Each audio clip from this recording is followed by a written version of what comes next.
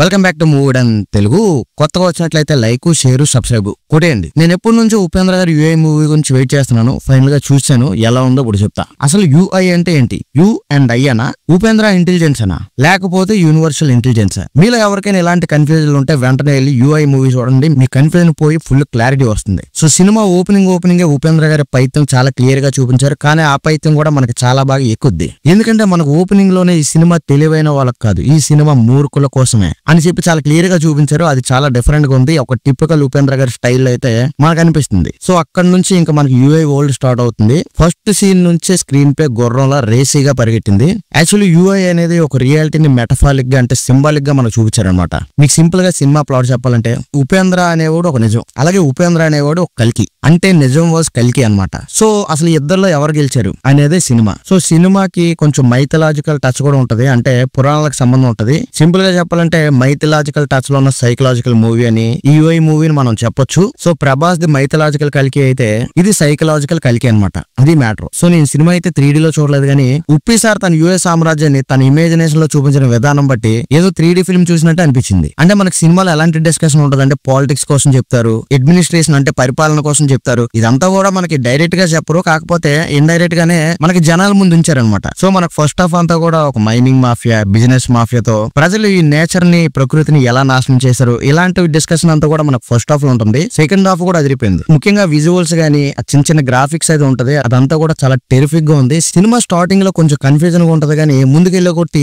Full clarity వస్తుంది. So మనకు ముందు యూఐ టీజర్ లో ఏం చూపించారు, 2040 లో వరల్డ్ ఎలా ఉండబోతుంది ఇలాంటి చూపించారు. సో మనం ఏమనుకుంటాం, సినిమా అంతా కూడా ఇదే ఉంటుంది అనుకుంటాం. కాకపోతే సినిమాలో ఇది చిన్న పార్ట్ మాట, అంతేగాని సినిమా మొత్తం ఇదే ఉండదు. అంటే మూవీ కొంచెం రెగ్యులర్ కమర్షియల్ స్టోరీ ఉంటేనే బ్యాక్గ్రౌండ్ లో మీరు కొంచెం డెప్త్ గా చూస్తే, అంటే డెప్త్ గా చూడవసరం లేదులేండి, మూవీ కొంచెం లేయర్ గా ఉంటుంది అనమాట. ఎగ్జాంపుల్ ఒక లేయర్ చెప్పాలంటే ఇందులో పొలిటికల్ యాంగిల్ ఉంటుంది, ఇంకా వెతికితే ఒక సైకలాజికల్ ఆస్పెక్ట్ ఉంటుంది, ఇంకా మీరు డెప్త్ గా చూడగలిగితే ఒక ఫిలాసఫీ కూడా ఈ సినిమాలో ఉంటుంది. అంటే సినిమాలో అన్ని స్మాల్ థింగ్స్ ఉంటాయి, కానీ ఆ చిన్న విషయాలకు కూడా ఒక పెద్ద స్టోరీ ఉంటది అనమాట. సో ఉపేంద్ర గారు 9 సంవత్సరాల తర్వాత మళ్ళీ డైరెక్షన్ చేసిన సినిమా యూఐ, అండ్ ఇది అతని 10th ఫిల్మ్ అనమాట. ఉపేంద్ర గారు డైరెక్ట్ చేసిన లాస్ట్ ఫిల్మ్ వచ్చి ఉప్పి 2. సో ఆఫ్టర్ 9 years ఒక మంచి సినిమా అయితే చూపించారు. యాజ్ ఇట్ ఈస్ గా నేను ఉపేంద్ర గారి నుంచి ఏం ఎక్స్పెక్ట్ చేసినా అదంతా నాకు సినిమాలో కనిపించింది. మూవీ కమర్షియల్ గానే ఉంటది, కానీ రెగ్యులర్ గా ఉండదు. ఆ ట్విస్ట్ అండ్ టర్న్స్ అయితే ఉంటాయి. ఫస్ట్ ఫ్రేమ్ నుంచి మూవీ ఇలా నరేట్ చేస్తున్నాడు ఏంటో అనిపిస్తుంది, కానీ ఎక్సలెంట్ గా ఉంటది. సో టెక్నికల్ గా కూడా చాలా సౌండ్ ఉన్న ఫిల్మ్ ఇది. యాక్చువల్లీ ఇది పాన్ ఇండియా ఫిల్మ్, అన్ని లాంగ్వేజ్ లో కూడా రిలీజ్ అయింది. అండ్ విజువల్ పరంగా కూడా సినిమా చాలా ఎక్సలెంట్ ఉంది.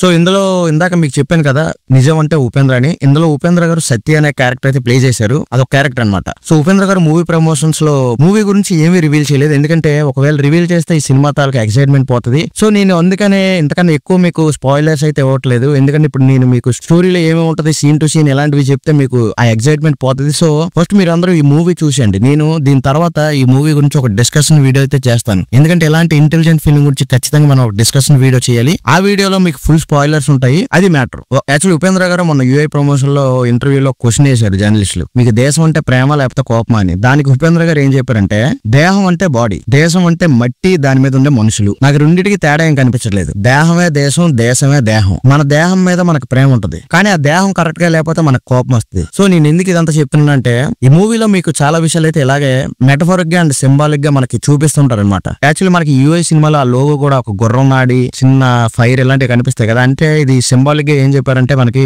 ఆ గుర్రానికి ఫస్ట్ నాడి ఉండదు, సో అంత బాగా పరిగెట్టలేదు. ఆ గుర్రానికి ఆ నాడి ఎప్పుడైతే కుట్టారో ఆ తర్వాత స్పీడ్ గా పరిగెడుతుంది. సో మనం ఈ లోగోని సింబాలిక్ గా అలా కూడా అనుకోవచ్చు. సో బీజిఎం అయితే సినిమాకి ఊపిరి పోసింది. అన్ని పాజిటివ్ గా చెప్తున్నాం, మరి బొక్కలేమి లేవా అంటే నాకు ఎందుకో కొంచెం పాటలే కొంచెం మైనస్ అనిపించింది. అండ్ మరీ అంత వినలేనంత వరస్ట్ గా అయితే ఉండవు, కాకపోతే మనం ఎలాంటి సినిమాలో పాటలు ఎక్స్పెక్ట్ చేయలేము, అంతవరకు చెప్పగలను. సినిమా అయితే టెక్నికల్ గా చాలా సౌండ్ ఉంటది. సో ఇంతకన్నా నేను సినిమా గురించి ఎక్కువ రివీల్ చేయాలనుకోవట్లేదు. సినిమా గురించి, సినిమాలో ఉన్న ఇంటెలిజెన్స్ గురించి నేను తర్వాత ఒక డిస్కషన్ వీడియో చేస్తాను. సో డిస్కషన్ వీడియోలో కలుద్దాం. సో ఇది review of UI movie. Video నచ్చితే లైక్ చేసి మన ఛానల్ సబ్స్క్రైబ్ చేయండి.